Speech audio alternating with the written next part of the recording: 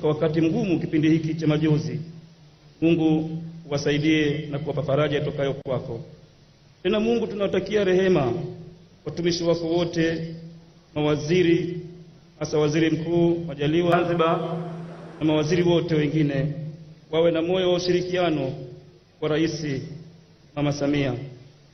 Vile vile tunawaombea baraka na neema wale wote walioleta amani katika kipindi hiki cha utulivu, vyombo vyote vya ulinzi na usalama, hasa Dr. Mabeo na wenzake wengine wote. Mungu, amani hii wanayoonyesha sasa iendelee siku zote, si tu katika kipindi cha msiba huu bali hata baadaye. Tena uwasaidie watu wako wote tunaoomboleza, ili rehema yako iwe juu yetu na faraja yako iwe kwetu sisi, pamoja na wote wenye masikitiko na mapenzi mema kwa rais wetu aliyetutoka, ambaye ni mkombozi kwa bara la Tanzania na Afrika nzima. Mungu, utupe faraja ya kweli sisi na wanahabari wote, kwa jina la Baba na Mwana na Roho Mtakatifu. Tunakushukuru sana Baba Askofu kutoka kanisa la Anglican Zanzibar, Askofu Michael Henry Hafidh. Na kwa kumalizia, Mheshimiwa Rais, naomba nimwite kiongozi wa dhehebu la Kihindu Sheikh Yogesh Purohit kwa niaba ya Jumuiya ya Kihindu Zanzibar.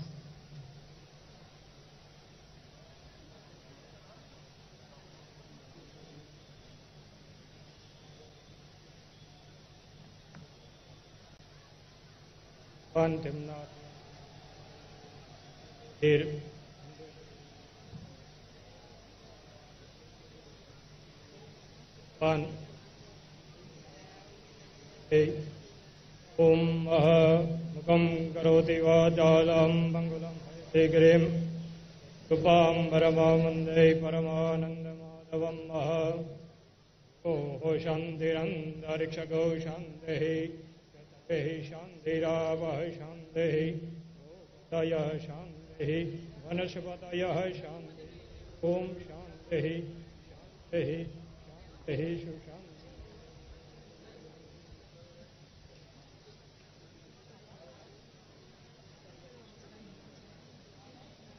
Mheshimiwa Rais, na huo ndio mwisho wa sala pamoja na dua kutoka kwa viongozi wa madhehebu mbalimbali ya dini.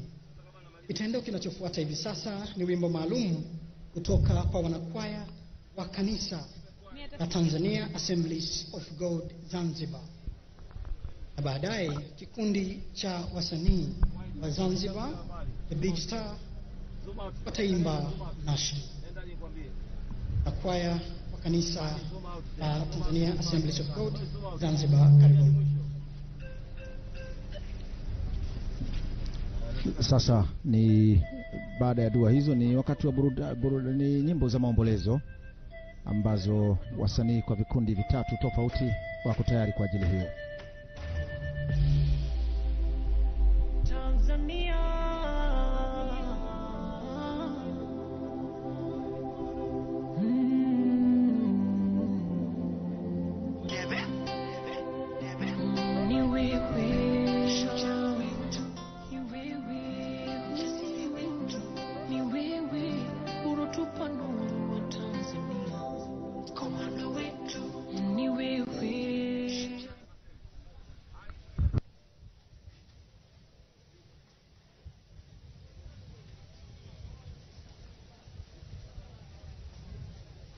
Sala pamoja na dua.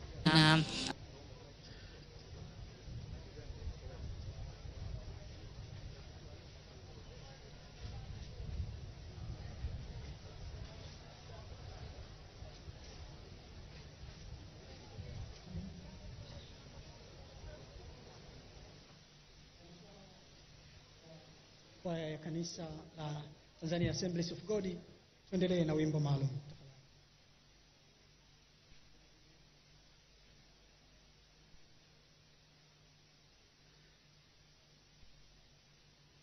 Ndugu zangu wa Tanzania, tujue Mungu yupo. Mungu anaweza kila kitu. Tusiogope, siku moja tutakufa. Hata mimi nitakufa. Kutokana na alichokipanga Mungu, naweza nikafa kwa corona, naweza nikafa kwa nini.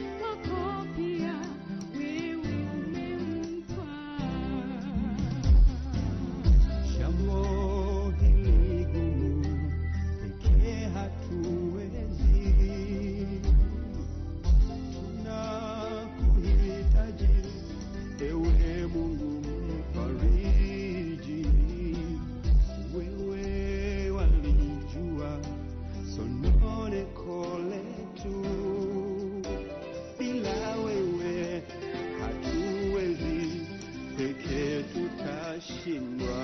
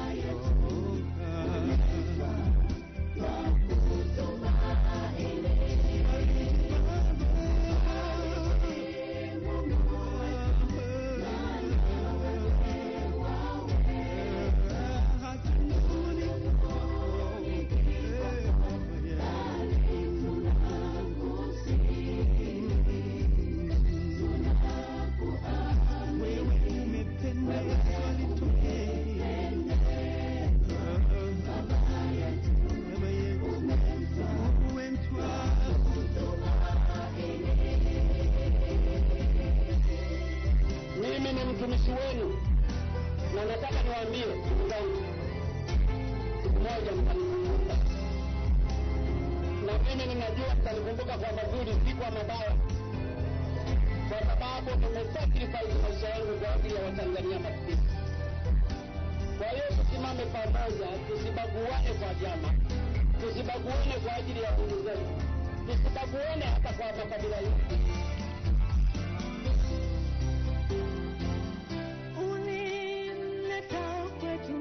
Kama zawadi njema, akatuonesha mapenzi kwa nchi yetu, wanyonge na maskini akawatetea. Kwa uchungu tunaulia, Mungu tufariji. Upendo wa kweli alituonesha, hakutubagua, tulikuwa sawa kwake. Kama mshumaa sasa umezimika, tuinulie mzalendo kama Magufuli baba. Tanzania, baba yetu.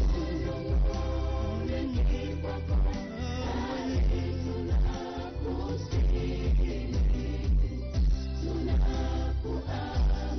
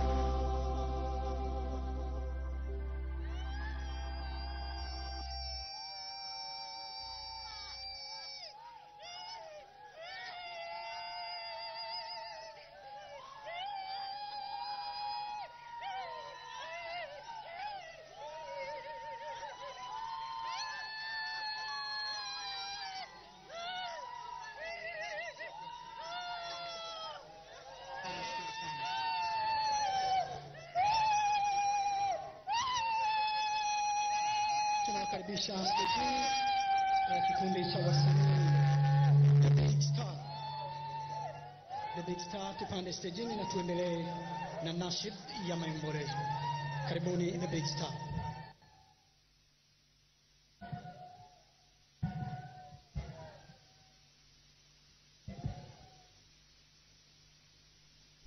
Yakobo tulia.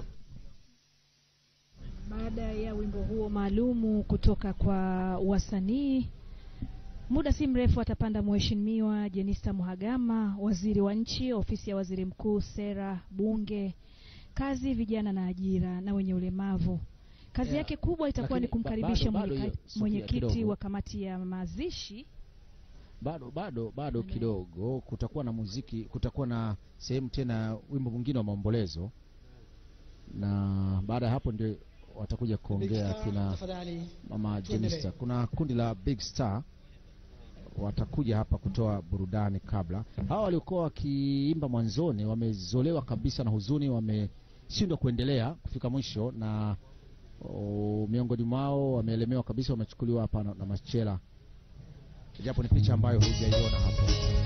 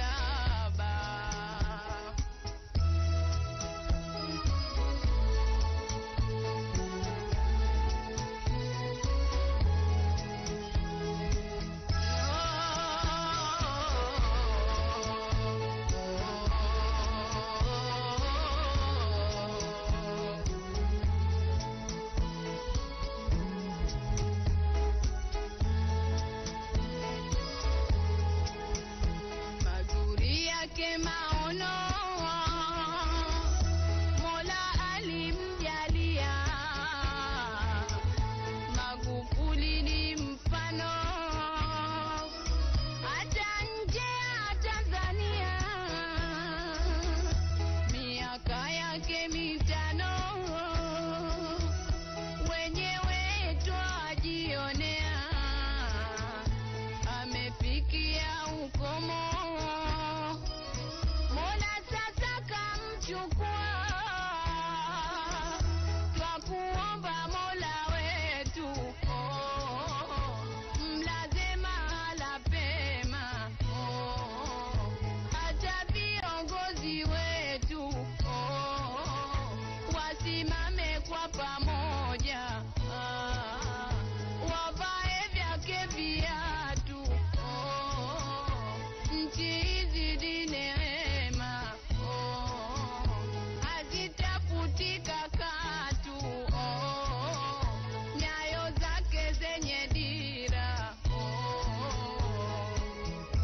Wingu nchini limetanda, wananchi tuna huzuniko, msiba mkubwa umefika, machozi yanatutiririka.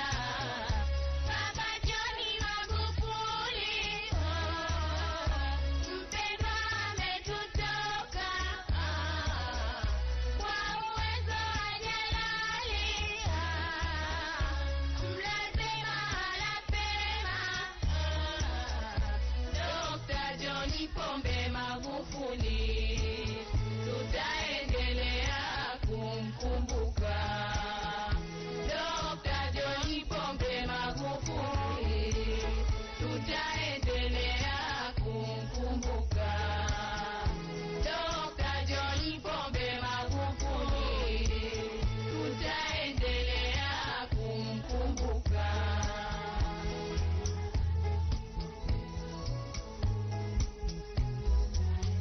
Watanzania tuna huzuni kubwa, lakini Bwana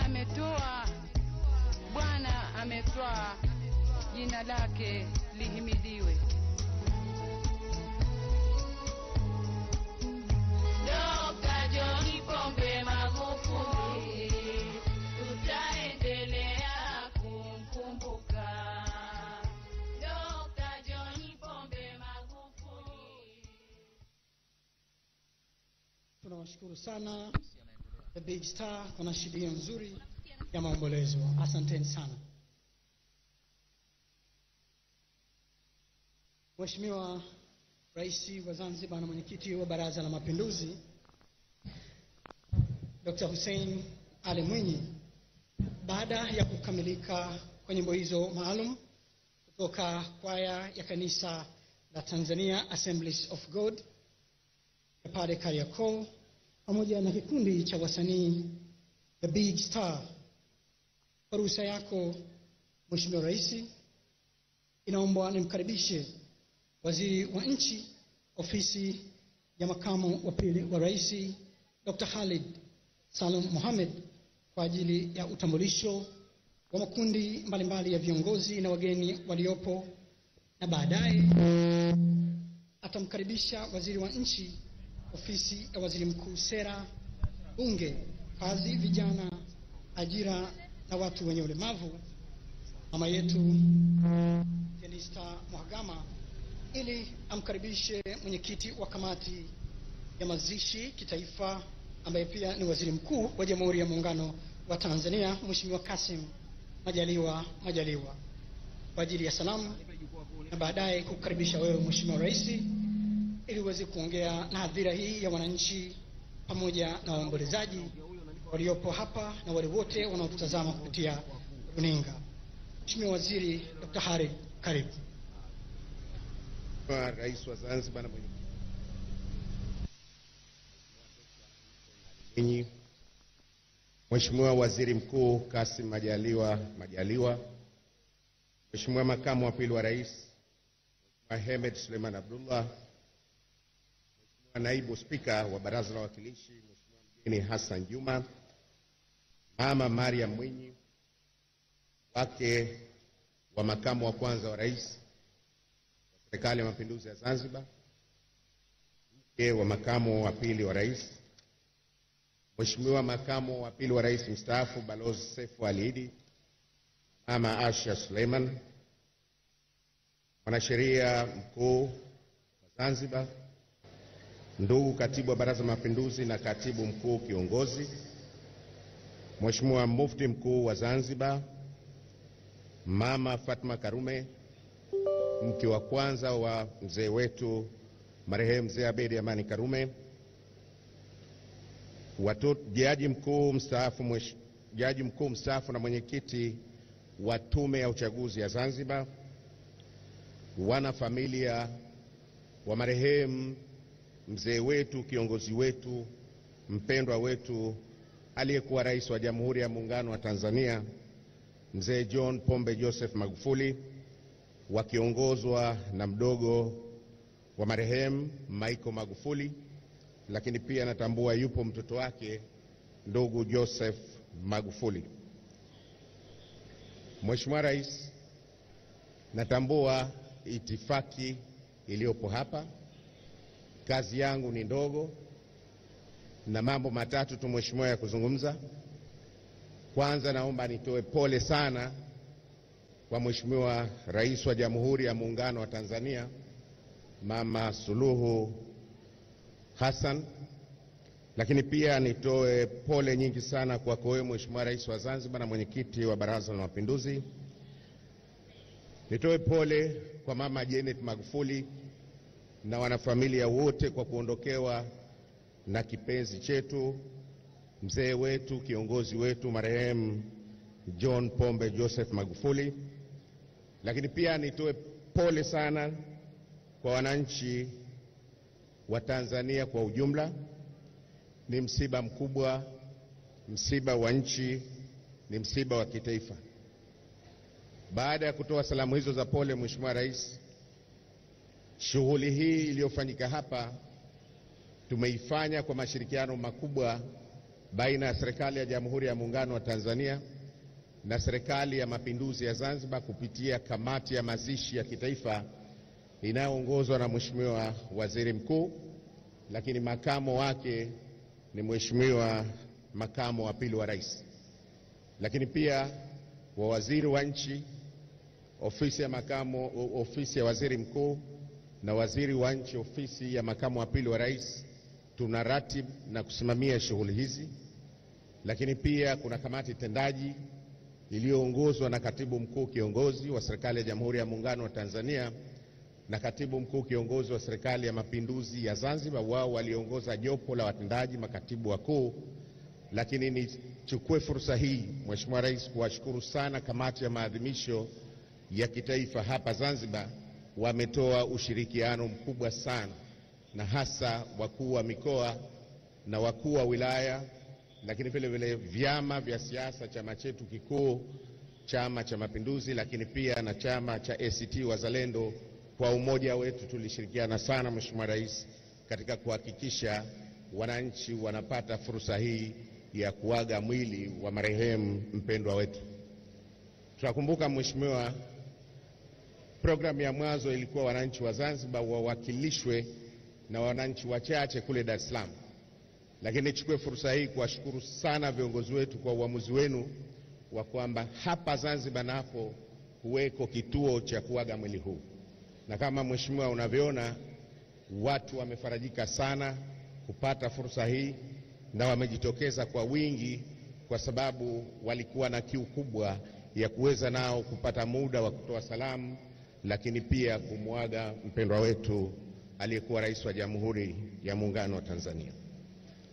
Jambo la tatu ni kutambulisha Mheshimiwa makundi yaliyopo hapa, na nianze tu kwa kusema kwamba tunao watu mashuhuri akiwemo Mama Fatma Karume niliyemtaja mwanzo, lakini pia tuna wajumbe wa kamati kuu na wajumbe wa halmashauri kuu ya CCM, lakini pia tuna makamo mwenyekiti wa ACT Wazalendo Mheshimiwa Juma Duni Haji akiongoza viongozi na wanachama wa ACT waliopo hapa.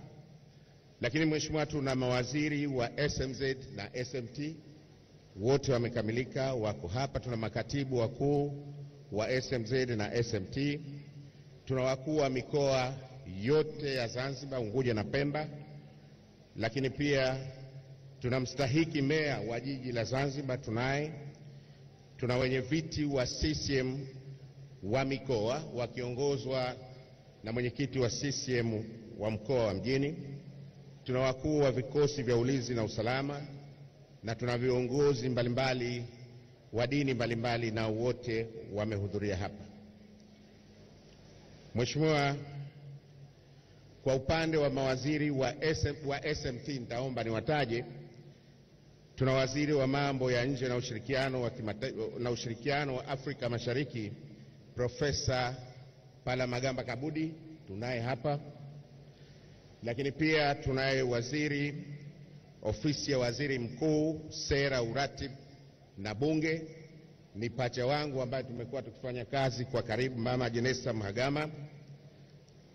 Tunaye waziri wa nchi ofisi ya makamu wa rais, muungano na mazingira, Mama Umi Mwalimu. Lakini pia tunaye waziri wa elimu, Profesa Ndalichako, na tunaye waziri wa ujenzi, Mheshimiwa Chamhiro. Tunaye naibu waziri wa fedha na mipango, lakini pia tunaye naibu waziri wa mambo ya ndani. Lakini kama nilivyosema Mheshimiwa Rais kwamba pia tuna wanafamilia wanaoongozwa na mdogo wa marehemu Michael Magufuli na mtoto wake Joseph Magufuli. Lakini pia Mheshimiwa, tunao majaji wa mahakama kuu, tunao wajumbe wa kamati kuu ya halmashauri kuu ya CCM, tuna wenye viti wa CCM wa mikoa na wilaya, tuna viongozi wa vyama vya siasa, tuna makamu mwenyekiti na ujumbe wake wa ACT, tuna waheshimiwa wawakilishi na wabunge, wawakilishi wa Baraza la Wawakilishi la Zanzibar, lakini na wabunge wa Bunge la Jamhuri ya Muungano wa Tanzania. Pia tuna mabalozi wanaowakilisha Tanzania nje ya nchi. Tunaye Balozi Fatma Mohamed Rajab anayetuwakilisha Qatar, Balozi Ali Rajab Madini anayetuwakilisha Saudi Arabia, tunaye Balozi Silima Kombo anayetuwakilisha Sudan. Lakini wapo wawakilishi wa nchi mbalimbali waliopo hapa Tanzania. Tunaye balozi mdogo wa India, balozi mdogo wa Oman, balozi mdogo wa China, balozi mdogo wa Msumbiji. Tunao mabalozi 8 wa heshima wapo hapa. Lakini pia tuna wawakilishi wa mashirika ya kimataifa kama UNDP, UNFPA, UNESCO, WHO, UNICEF, wote nao tunao hapa.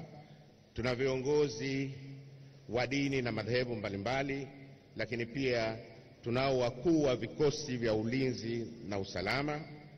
Tuna viongozi na wanachama wa taasisi mbalimbali za sekta binafsi, lakini pia tuna watu wenye mahitaji maalum, Mheshimiwa Rais, na tumewatengea sehemu yao, nao pia wana hamu kubwa sana ya kupata fursa ya kutoa salamu zao na heshima zao kwa mpendwa wetu marehemu mzee wetu John Pombe Joseph Magufuli. Lakini kama nilivyosema, tuna wananchi kutoka wilaya zote Unguja na Pemba, na kwa upande wa Pemba wamewakilishwa na wananchi zaidi ya 200. Mheshimiwa, baada ya kusema hayo na kwa sababu ya kujali muda, naomba nimkaribishe Mheshimiwa Waziri Ofisi ya Waziri Mkuu, Sera, Uratibu na Bunge, atoe salamu chache, na baadaye amkaribishe mwenyekiti wetu wa kamati ya kitaifa ya mazishi. Karibu sana Mheshimiwa.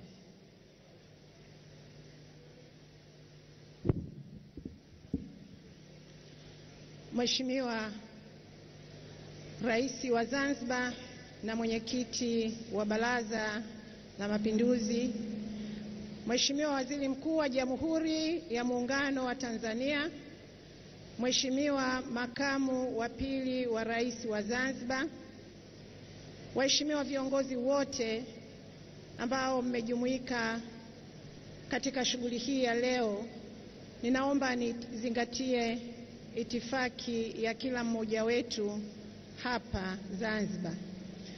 Mheshimiwa Rais wa Zanzibar, nimesimama hapa kwa kazi moja, kumkaribisha Waziri Mkuu wa Jamhuri ya Muungano wa Tanzania ambaye ndiye mwenyekiti wa kuratibu shughuli hii nzima, akisaidiwa na makamu wa pili wa rais wa Zanzibar, ili aweze kuja kukukaribisha. Lakini kwa dakika moja ninawiwa, Mheshimiwa Rais, kuwashukuru sana ndugu zetu wa Zanzibar. Leo taifa letu na ndugu zetu wa Zanzibar wameudhihirishia ulimwengu mzima kwamba pande zetu hizi mbili za muungano, sisi ni ndugu wa damu. Ni ndugu wa damu jana, ni ndugu wa damu leo, na tutaendelea kuwa ndugu wa damu katika maisha yetu yote, tukiongozwa na urithi tulioachiwa na waasisi wa taifa letu, mzee wetu hayati Karume na mzee wetu baba wa taifa hayati Mwalimu Julius Kambarage Nyerere, na urithi huo sio mwingine zaidi ya muungano wetu.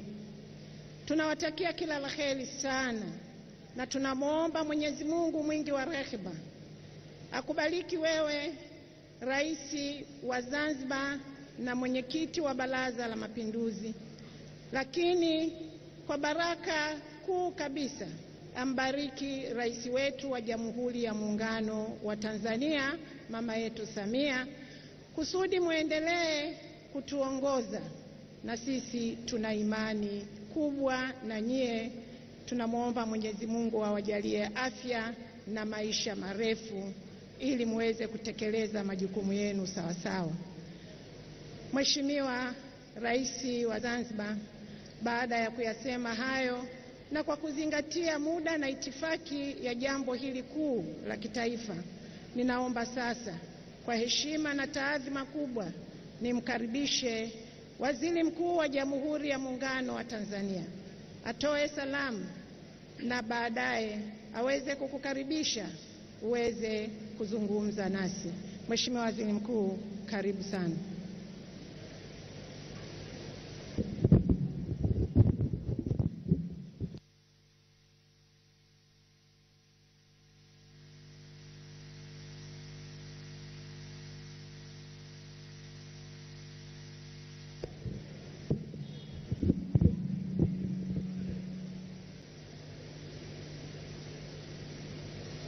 Mheshimiwa Dr. Hussein Ali Hassan Mwinyi, Rais wa Serikali ya Mapinduzi Zanzibar na mwenyekiti wa Baraza la Mapinduzi Zanzibar, Mama Mariam Mwinyi, mke wa rais,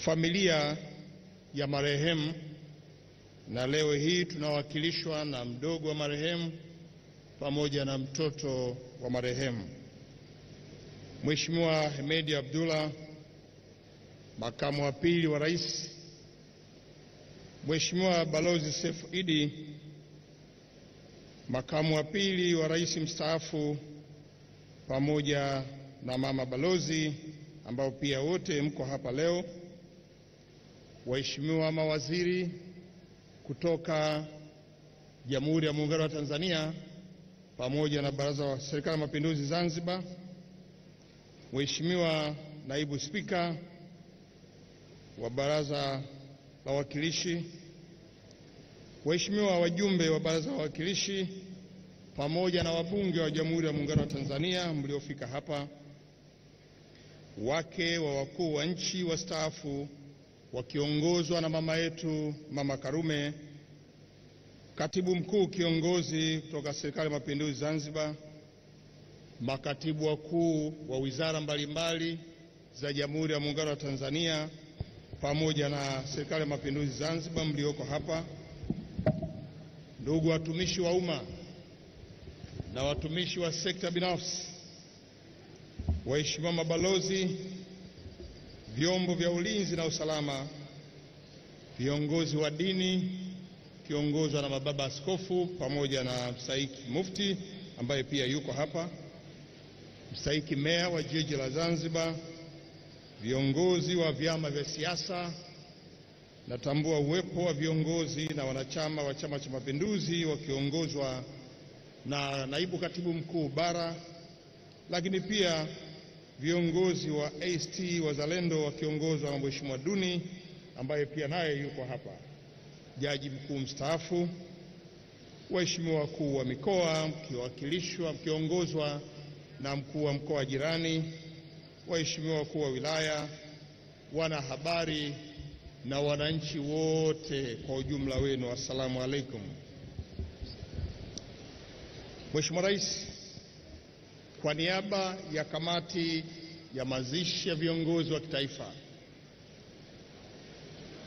ambao wote tuko hapa, naomba nitamke maneno machache sana, kwa sababu jana ni siku iliyokuwa imeandaliwa kitaifa na hotuba za kitaifa zilitolewa jana. Mheshimiwa Rais, nafasi yako iliandaliwa leo hii kulihutubia taifa, ili pia uweze kutuma salamu zako za pole kwa Watanzania wote, wanafamilia ambao pia leo hii wako hapa kwa uwakilishi.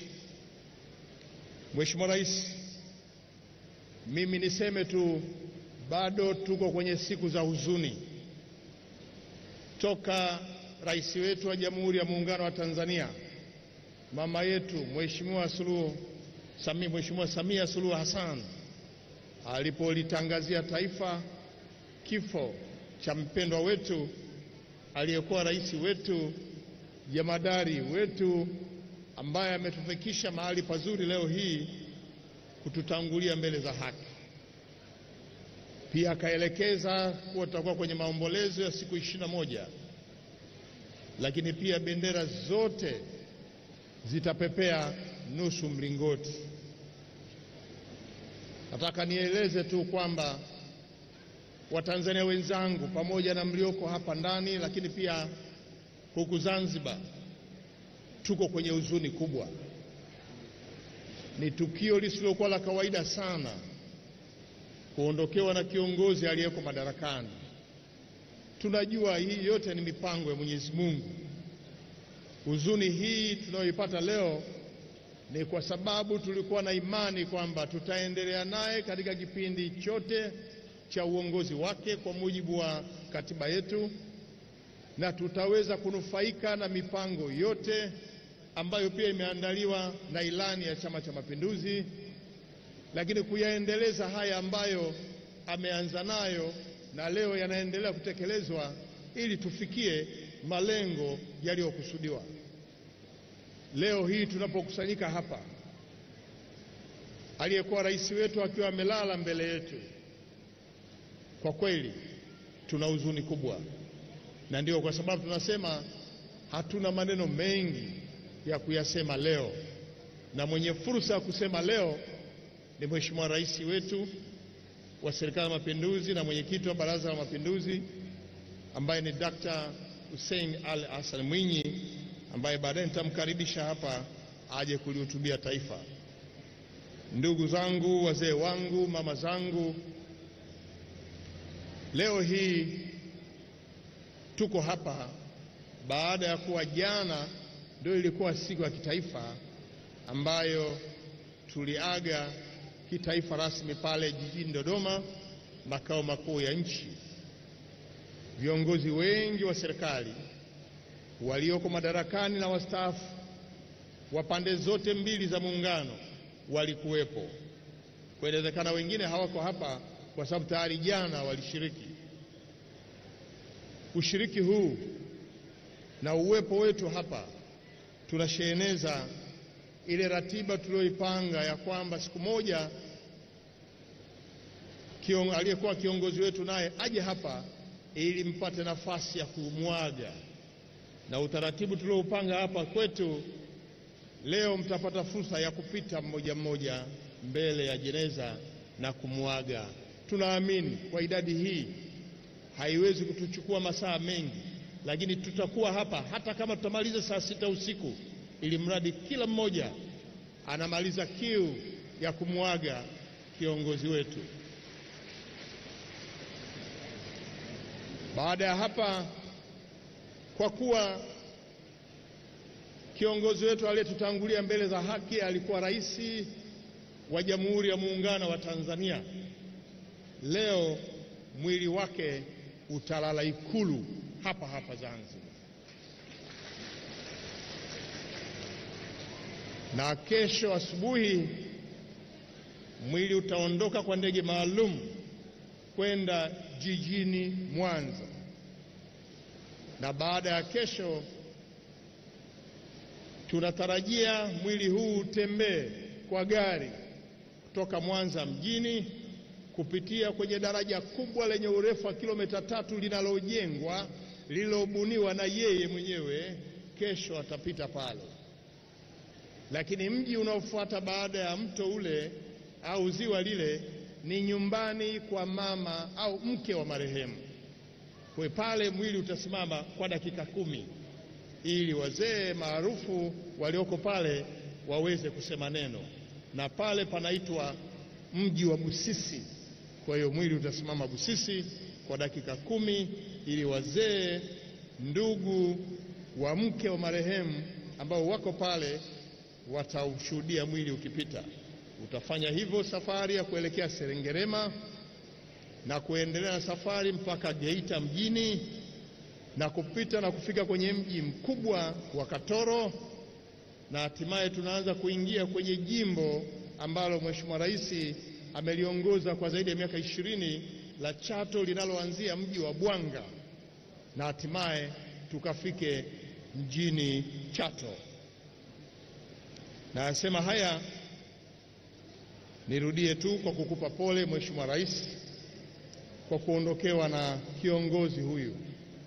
Mimi najua historia yako wewe mwenyewe na yeye, mmefanya kazi kwa miaka mingi, mmeweza kushirikiana katika mambo mengi, na mimi sisiti kusema mmekuwa kwenye kinyang'anyiro kwa pamoja mwaka 2020 ukigombea nafasi ya urais.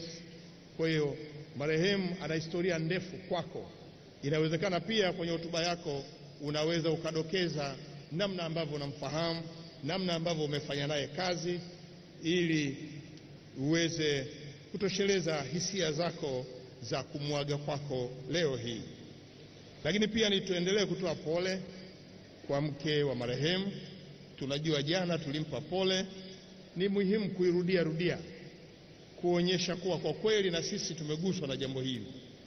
Na hapa kwa kuwa anawakilishwa na mdogo wa marehemu na mtoto wa marehemu, basi wazipokee salamu hizi zetu za pole ili waweze kuzifikisha kwa mama ambaye hakumudu kufika hapa leo. Tulimuomba kwa kweli apumzike, kwa sababu kuanzia jana ile ana huzuni sana. Kwa hiyo tukamsihi leo apumzike na aweze kutangulia Mwanza, tutamkuta Mwanza. Lakini niendelee kutoa salamu za pole kwa Watanzania wenzangu wote na sisi tulioko hapa tukiwemo. Jambo hili ni zito, tumeona watu walivyoguswa, watu wamejipanga kutoka uwanja wa ndege mpaka hapa, hakuna nafasi hata moja. Tumeona makundi mbalimbali ya watu, watoto wadogo, watu wenye umri wa kati, watu wazima, lakini wakina mama, vijana, wafanyabiashara ndogo ndogo, boda boda, na wao wameusindikiza mwili huu kutoka airport kuja hapa. Hakika kiongozi wetu huyu anaondoka tulikuwa tunatamani, na hiyo sababu ni ya mapenzi ya Mwenyezi Mungu, basi tuendelee kumwombea kila laheri. Baada ya kusema haya, Mheshimiwa Rais, nirudie kutoa shukurani kwa wanakamati wenzangu wa kamati ya mazishi ya kitaifa inayoongoza na mie, lakini pia niko na Mheshimiwa Makamu wa Rais wa pili wa Serikali ya Mapinduzi Zanzibar, Mheshimiwa Hemed. Kwa kweli tumefanya kazi vizuri na tunaendelea kufanya kazi vizuri, na tutafika mpaka Chato kwa namna ilivyoratibiwa kuanzia juzi Dar es Salaam, jana Dodoma, na ilivyoratibiwa hapa. Tuna uhakika uratibu utaenda vizuri mpaka tutakapofika hatua ya kumlaza kwenye nyumba yake ya milele. Lakini pia niwashukuru wajumbe wenzangu wanaoundwa na timu ya mawaziri wa pande zote mbili, makatibu wakuu wa pande zote mbili, na makatibu wakuu wanaongozwa na makatibu wakuu viongozi, yule wa Jamhuri ya Muungano wa Tanzania na huyu wa Serikali ya Mapinduzi Zanzibar. Hakika uratibu huu unaendelea vizuri na mimi niendelee kuwashukuru sana.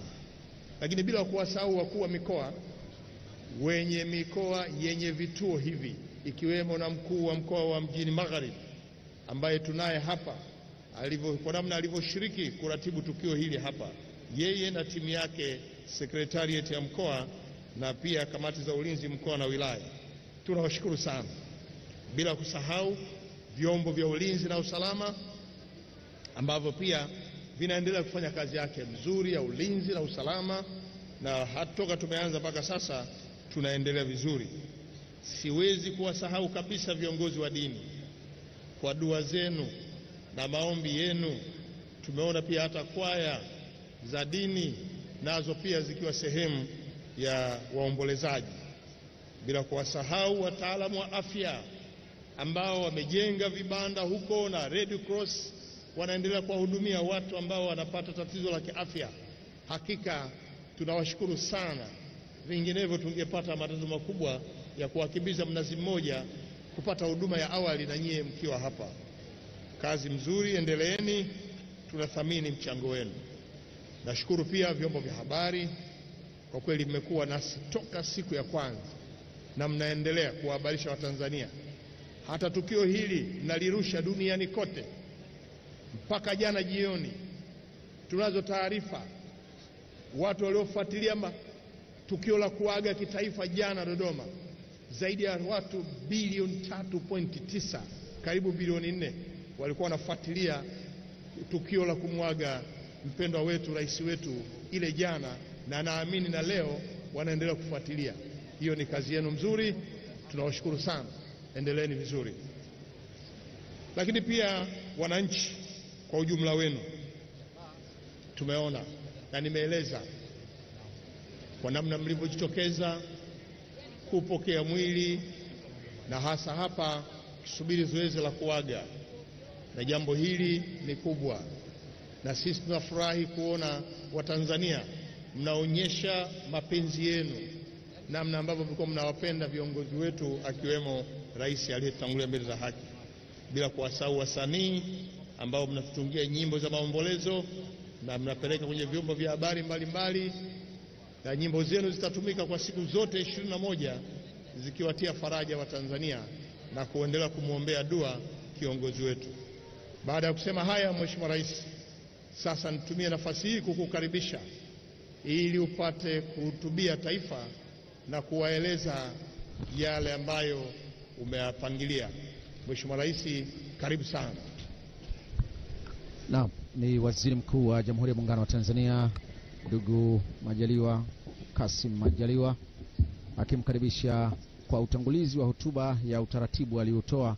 Amemkaribisha Rais wa Zanzibar sasa ili hutubie na kueleza yale ya moyoni. Bila shaka yote hajazungumza chochote tangu mwanzo msiba ulivyotokea Jumatano iliyopita. Sasa leo ndio zamu yake, na hata pale Dodoma jana hotuba yake ilihifadhiwa kwamba hii itatolewa kesho pale jijini Unguja, na mwenyewe aliweka paka kwenye mtandao wake wa Mheshimiwa Kassim Majaliwa, Waziri Mkuu wa Jamhuri ya Muungano wa Tanzania, Mheshimiwa Hemed Suleiman Abdallah, Makamu wa Pili wa Rais wa Zanzibar, ndugu wanafamilia wa marehemu, mwanawe na mdogo wake marehemu Dr. John Pombe Magufuli, Mheshimiwa Naibu Spika wa Baraza la Wawakilishi, Mheshimiwa Balozi Seif Ali Idi, Makamu wa Pili wa Rais mstaafu, waheshimiwa mawaziri, mwanasheria mkuu wa serikali, wakuu wa vyombo vya ulinzi na usalama, waheshimiwa mabalozi wadogo, waheshimiwa wakuu wa mikoa na wakuu wa wilaya, waheshimiwa wabunge na wawakilishi, viongozi wa dini mliopo hapa, viongozi mbalimbali wa vyama vya siasa na serikali, ndugu waombolezaji wenzangu, mabibi na mabwana, assalamu alaikum. Naanza kwa kumshukuru Mwenyezi Mungu mwingi wa rehema kwa kutupa afya njema na kutuwezesha kukutana katika kiwanja hiki cha amani tukiwa na mioyo ya huzuni kwa ajili ya kutoa heshima za mwisho na kuuaga mwili wa mpendwa wetu marehemu Dr. John Pombe Magufuli aliyekuwa rais wa Jamhuri ya Muungano wa Tanzania. Kifo chake kimeacha simanzi na huzuni kubwa katika mioyo ya Watanzania na wapenda maendeleo barani Afrika. Tangu alipofariki, shughuli mbalimbali za kitaifa zimekuwa zikifanywa ikiwa ni sehemu ya ibada, maombolezo na matayarisho ya mazishi yake yatakayofanyika kijijini Chato mkoani Geita siku ya Ijumaa tarehe 26 Machi mwaka huu. Juhudi kubwa zimefanywa na serikali zetu zote mbili ili kuhakikisha kwamba Watanzania walio wengi wanapata fursa ya kuuaga pamoja na kuonyesha hisia zao za upendo na heshima ya mwisho kwa mwili wa marehemu. Leo yuko hapa Zanzibar na nataka nichukue fursa hii niwashukuru wananchi wa Zanzibar kwa kujitokeza kwa wingi kuja kuuaga mwili wa mpendwa wetu. Kwa niaba ya Serikali ya Mapinduzi ya Zanzibar na wananchi wote wa Zanzibar, tunatoa salamu zetu za pole kwa Mheshimiwa Samia Suluhu Hassan, Rais wa Jamhuri ya Muungano wa Tanzania, mke wa marehemu Mama Janet Magufuli, familia ya marehemu, ndugu, jamaa na Watanzania wote kwa msiba huu mkubwa wa mpendwa wetu marehemu Dr. John Pombe Magufuli. Leo hii natoa shukrani zangu kwa wananchi wa mikoa yote ya Unguja na Pemba kwa kujitokeza kwa wingi kuja kuaga mwili wa kiongozi wetu mpendwa aliyekuwa mstari wa mbele katika kuimarisha maisha ya Watanzania kwa misingi ya haki na usawa bila kujali dini, kabila, rangi wala jinsia. Ndugu wananchi, kifo cha mpendwa wetu kimeleta fadhaa, simanzi na wingu kubwa la huzuni kutokana na mapenzi makubwa tulionayo kwake, kutokana na mambo mbalimbali ambayo marehemu aliyafanya kwa nchi yetu na bara la Afrika kwa ujumla. Kwa hakika tumempoteza mwanamapinduzi mahiri wa karne ya sasa. Alikuwa kiongozi mwenye uwezo na kipaji cha aina yake. Kiongozi kama yeye ni nadra sana kupatikana. Marehemu Magufuli alikuwa ni kiongozi aliyejipambanua kwa uzalendo wa kweli, mtetezi wa wanyonge, mwenye kujivunia na kuonea ufahari Utanzania na Uafrika wake. Alikuwa na maono makubwa ya kuhakikisha kwamba nchi yetu inapiga hatua kubwa zaidi za maendeleo kwa kutumia rasilimali tulizobarikiwa na Mwenyezi Mungu. Naamini kwamba kupata nafasi ya kuaga mwili wa marehemu nyinyi wenyewe itatoa faraja japo kidogo kuliko kama mwili wa marehemu ungezikwa bila ya kupatikana fursa ya kuuaga. Bila ya shaka mkusanyiko wetu huu unazidi kugusa na kuthibitisha hisia zetu za upendo tulizokuwa nazo kwa marehemu rais wetu. Tuendelee kumwombea dua na kumkumbuka kwa wema usiomithilika aliyotufanyia na kwa mambo mazuri aliyotuachia na kuifanyia nchi yetu. Ndugu wananchi, bila ya shaka tutakumbuka kwa jinsi alivyojipambanua katika kupigania haki za wanyonge na matumizi bora ya rasilimali za Tanzania kwa maslahi ya Watanzania. Tutamkumbuka kwa jinsi alivyokuwa amejizatiti katika kudumisha muungano wa Tanzania pamoja na kuyaenzi na kuyalinda mapinduzi ya Zanzibar ya mwaka 1964. Tutamkumbuka kwa miradi mikubwa ya maendeleo aliyoitekeleza ndani ya kipindi kifupi cha utawala wake. Tutamkumbuka kwa hulka njema aliyokuwa nayo, ambayo ilitawaliwa na ucheshi, uchamungu, bashasha, huruma na mapenzi makubwa kwa Watanzania wote. Amefanya kila linalowezekana katika uongozi wake katika kuhakikisha kwamba Tanzania inaendelea kuwa salama na yenye utulivu. Tutamkumbuka kwa uongozi wake mahiri na uliotukuka, hasa katika kupigania haki za wanyonge na kulinda rasilimali za nchi yetu. Tutamkumbuka kwa uongozi wake kwenye vita dhidi ya rushwa, ufisadi, ubadhirifu na uzembe, ambapo alipata mafanikio makubwa katika kujenga uadilifu katika jamii na uwajibikaji katika utumishi wa umma. Ametuaga akiwa ameiacha nchi yetu ikiwa katika hali ya amani na utulivu wa kupigiwa mfano barani Afrika na duniani kote. Kwa hakika katika maisha yake yako mambo mengi ya kujifunza kinadharia na kivitendo, atakayokumbukwa na viongozi, wanafalsafa, wanasiasa, wachumi, wanasayansi na wataalamu wa kada mbalimbali duniani kote. Si rahisi kuyaeleza mambo yote ambayo hayati Rais Magufuli aliwafanyia Watanzania. Hayati Magufuli alikuwa ni hidaya tuliopewa na Mwenyezi Mungu. Hakika kifo chake kimetuachia majonzi na simanzi ndani ya nafsi zetu. Hivyo ni vyema tukazidi kuyakumbuka, kuyaenzi na kuyafanyia kazi kwa bidii mazuri yote aliyotuachia, ikiwa ni pamoja na umoja, amani, upendo na mshikamano miongoni mwetu, mambo ambayo alikuwa anayasisitiza wakati wote wa uhai wake. Kubwa zaidi ni wito wake kwetu wa kututaka mara zote tumtegemee Mwenyezi Mungu na kumtanguliza kwa kila jambo. Ndugu wananchi, tuna wajibu wa kuyaendeleza maono yake, mipango yake na mikakati aliyoianzisha ya kuwaletea maendeleo zaidi wa Tanzania. Tuendelee kuwa wamoja na wenye kushikamana na wenye subira katika kipindi hiki kigumu cha majonzi. Waheshimiwa viongozi na ndugu wananchi, mpendo wetu alibeba sifa za pekee za uongozi na ubinadamu ndani na nje ya nchi yetu. Mwili wake upo mbele yetu, tunauaga kwa safari yake ya mwisho. Kwa hakika wajibu wetu sote ni kumwomba Mwenyezi Mungu ampe malazi mema peponi. Waheshimiwa viongozi na ndugu wananchi, namalizia hotuba yangu kwa kumpa moyo na kumwahidi ushirikiano Mheshimiwa Samia Suluhu Hassan, Rais wa Jamhuri ya Muungano wa Tanzania, katika kufanikisha majukumu yake ya kuwatumikia Watanzania. Binafsi ninamtambua fika kwamba ana uwezo mkubwa wa kuyafanikisha majukumu yake mapya kutokana na uzoefu wake mkubwa wa kisiasa na wa kiuongozi katika nyadhifa mbalimbali alizowahi kushika.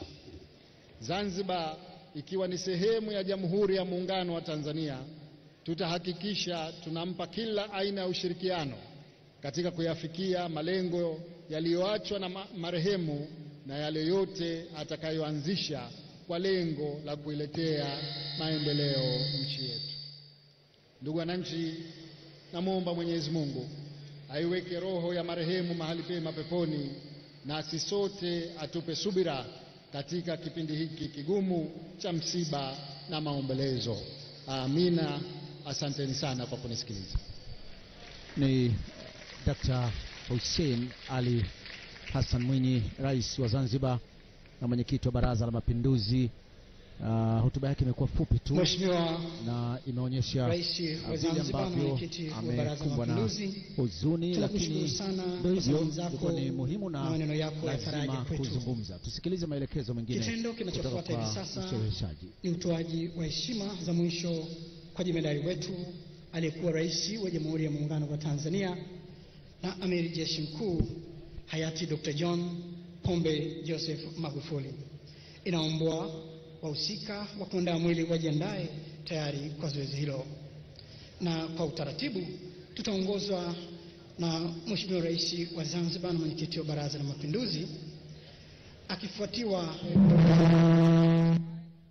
akifuatiwa na Mheshimiwa Waziri Mkuu wa Jamhuri ya Muungano wa Tanzania, na baadaye makamu wa pili wa Rais wa Zanzibar, ndugu wafiwa na wanafamilia kama wapo, Katibu Mkuu Kiongozi Mhandisi Zena Ahmed Said, marais wastaafu, Spika wa Baraza la Wawakilishi, Jaji Mkuu wa Zanzibar, viongozi mbalimbali wa kitaifa, waheshimiwa mabalozi, wakuu wa mashirika ya kitaifa na kimataifa, viongozi wa vyama vya siasa, viongozi wa dini, viongozi wa mashirika ya umma na binafsi, na baadaye makundi mbalimbali ya wananchi, mtapata fursa ya kuuaga mwili wa hayati Dr. John Pombe Joseph Magufuli.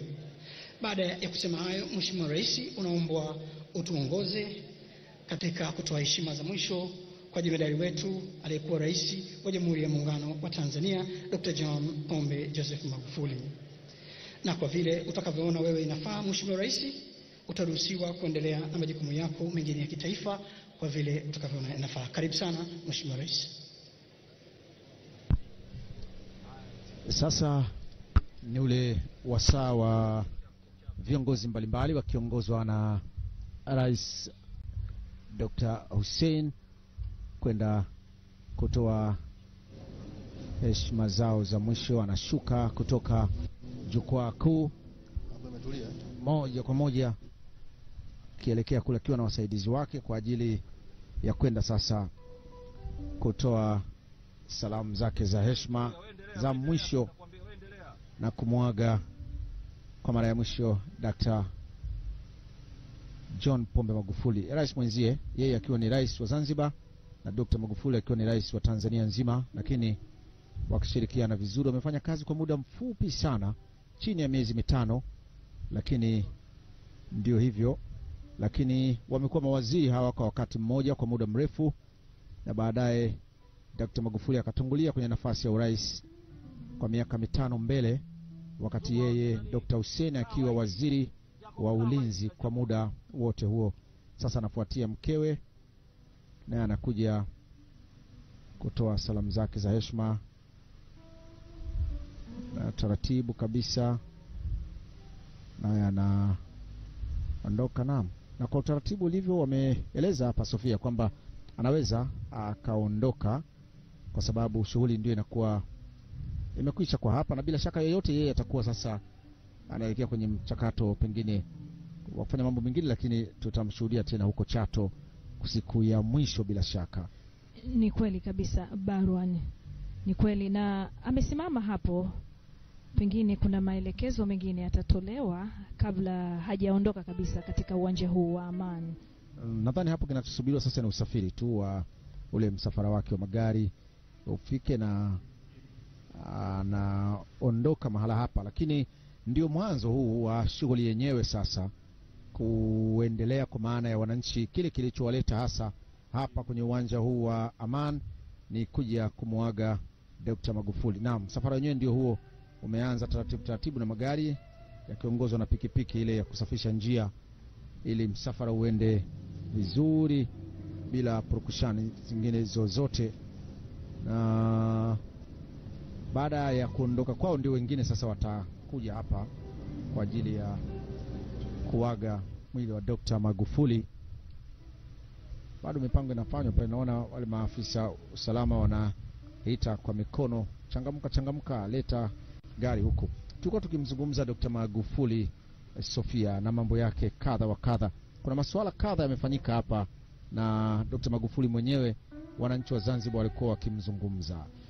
Ni kweli kabisa Barwani, wananchi wa Zanzibar wamekuwa wakimzungumza Dr. Magufuli kwa namna ambayo inatuachia dhamana kubwa ya kusema kweli huyu alikuwa ni mtu aliyetaka kuwafanya Watanzania wote wajione ni kitu kimoja, hasa kwa kuhakikisha kwamba rais huyo Dr. Mwinyi ndio anaingia katika gari lake tayari kwa ajili ya kuondoka, ili kuweza kupisha sasa yale makundi mengine kama yalivyotajwa hapo awali waweze nao kutoa heshima zao za mwisho, na kisha wananchi wa Zanzibari waliohudhuria hapa waweze kupata nafasi ya kutoa heshima zao za mwisho. Na kwa namna ilivyotangazwa ni kwamba mwili hautatoka eneo hili mpaka pale kila mtu aliyehudhuria hapa apate nafasi ya kupita mbele ya mwili na kutoa heshima za mwisho.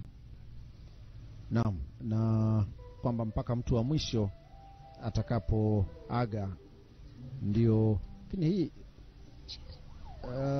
Sofia haitashawishi watu waamue na wao kutoka huko waliko kuja uwanjani hapa, lakini bila shaka utaratibu utakuwa umewekwa vizuri. Ni kweli kabisa Baron. Na msafara ndio huo unatoka sasa taratibu hapa uwanjani kama unavyoonekana hapo.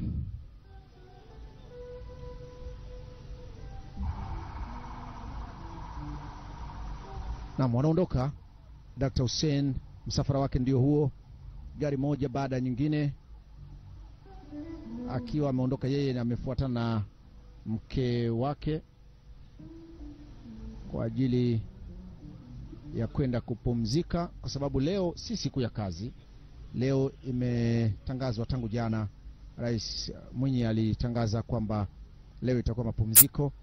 Jana ilikuwa mapumziko kote nchini Tanzania, hata huku Zanzibar kulikuwa ni mapumziko, lakini Dr. Mwinyi akatangaza pia kwamba leo, kwa sababu ya kuhakikisha Dr. Magufuli pia anaagwa kwa heshima zile zile kama ilivyotokea kule Tanzania bara, basi na huku pia itakuwa ni mapumziko. Kwa hivyo leo pia imekuwa mapumziko hapa Zanzibar kwa ajili ya kuhakikisha Dr.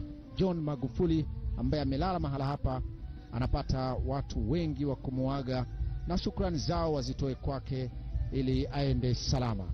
Na kuna unaelezea Sofia kwamba kuna mambo mengi wa Zanzibar wamekuwa wakizungumza hapo, umekutana nao hapa na pale, wanazungumza kuhusu Dr. Magufuli na miaka yake 5 na miezi 4.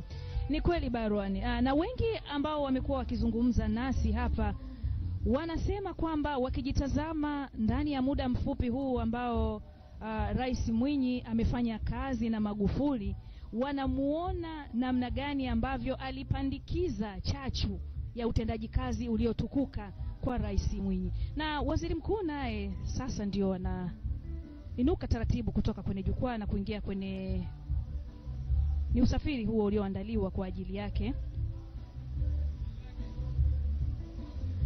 Hawa viongozi wakuu wao walikwisha toa salamu zao tangu jana pale Dodoma, wengine walifanya hivyo tangu juzi Dar es Salaam pale uwanja wa Uhuru, na akiongozwa na Mama Samia, rais wa Jamhuri ya Muungano.